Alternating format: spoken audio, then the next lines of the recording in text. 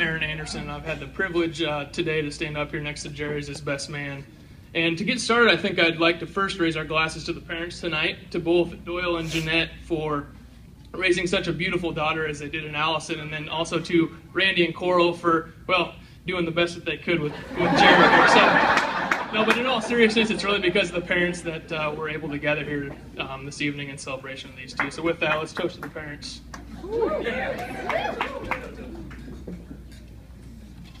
So now it's time for a little participation from you two. It looks good here because we've got the photographers up close, because I think this is going to be a moment you two might want to remember here for some time, especially Jerry anyway. So, Allison, can you please raise your left hand and show off that ring a little bit here? Okay.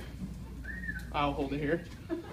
Okay, now Jerry, you can raise your right hand and place it on top of hers. Your right hand, yep, you got nothing. Right hand. Okay, so this is where I think we need the pictures here, because Jerry's not going to want to forget this moment, because this moment right here is going to be the last time that Jerry has the upper hand. No. It wouldn't be a best man speech without a couple cheesy jokes. But before we hand it over and hand it over to Tom to get the night started, I thought I would just share a few quick memories from Jerry over the years. So I had not known Jerry my entire life. I moved here in 5th grade and started my 5th grade year at North Polk, and I thought kind of long and hard about my first real memory of Jerry, and I couldn't really think of anything until it was maybe our 8th or 9th grade year. I know we had an FFA ski trip planned up to Afton Alps in Minneapolis, and for whatever reason that ski trip ended up getting canceled, and Coral, bless your heart, decided to take a couple of us up there in their gray Astro van, or as Jerry would call it, the Silver Bullet. And I got a few distinct memories from that trip. The first one would be, I think at the beginning, Jerry opened a brand new Garth Brooks Greatest Hits CD and popped it in the CD player, and we listened to that thing on replay the entire way up and the entire way back. And if there was anybody in that van that didn't know Garth Brooks, they were sure they knew every one of his greatest hits by the time we got back. And I think we played it so much it started to skip a little bit too. So in honor of that, Jerry, I got you a brand new Garth Brooks Greatest Hits CD, still in the plastic.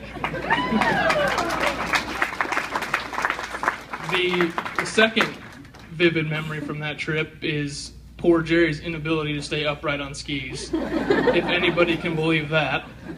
I don't know, I think it was after a couple hours and probably a few dozen falls and possibly a couple tears that Jerry decided to trade in his skis for a tube, and while the rest of us continued to ski on the slopes, Jerry spent the afternoon on the tubing hill. So we continued throughout high school and made quite a few memories together in both FFA, and we started deer hunting together and spent quite a bit of time with our bows chasing the elusive whitetail. And high school graduation came along, and I had to follow a childhood dream and go back to Nebraska for college, and I'm sure plenty of you will have jokes about that. But I came back for a couple summers, and I guess I don't know how you say this. I think several people in here have had the opportunity of being roommates with Jerry, or having the pleasure of being a roommate with Jerry, and I know for a couple summers it was Jerry and I and Eric, and I know Corey lived together, and I could probably be up here the whole night telling stories about living with that crew, but I want to try to keep it PG here tonight. But I think while we were living together, we kind of had this unofficial running bet. I know we didn't really talk about it too much on who we thought might get married first and who we thought would, bring up the tail end and get married last. And let me tell you, Jerry, the odds weren't exactly stacked in your favor. But hey, you're up here and you beat Eric. But not by much. Not by much. No, and then Allison started coming along, and I had probably known Allison just about as long as I had known Jerry. She grew up pretty close to where I did and was childhood friends with my younger sister. And so she spent quite a bit of time over at our house, and maybe that's why I thought it was a little bit weird at first when they started hanging out, because she was my younger sister's friend, and it was Jerry, and that's just kind of a little bit weird. I mean, it was a little bit weird in general when Jerry would have a girl hanging around for a little longer than a week, but but I started to think things were getting pretty serious when Jerry would maybe call it quits early on a Friday night or skip out on a deer hunt or so, and I thought, well, maybe this is getting a little bit serious here, and let's see.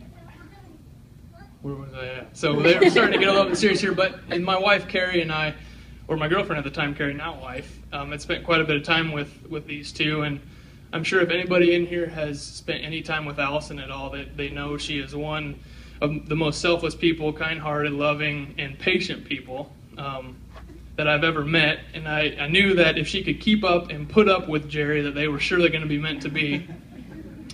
And so things progressed in their relationship, and Jerry ended up buying an engagement ring. And you probably know better than I do, but what did you have that for, like 8, 10 months, maybe a year in your year and a half in your safe? And I was wondering, what in the heck is he waiting for? Why doesn't he already pop that question? And what he was really waiting for was to catch us all by surprise. I had prodded him along quite a bit, but it was one Sunday afternoon last summer that Jerry and I were taking the ladies, Carrie and Allison, and Bun, you were up there with us, up to one of our favorite hunting spots to hang a few stands for the upcoming season. And we got up there, and I remember vividly, I really had to take a leak. So we stopped the truck, I jumped out, did my business, probably totally interrupting Jerry's plans unknowingly to me. But come back to the group, and Jerry goes, well, guys, just wait here a minute.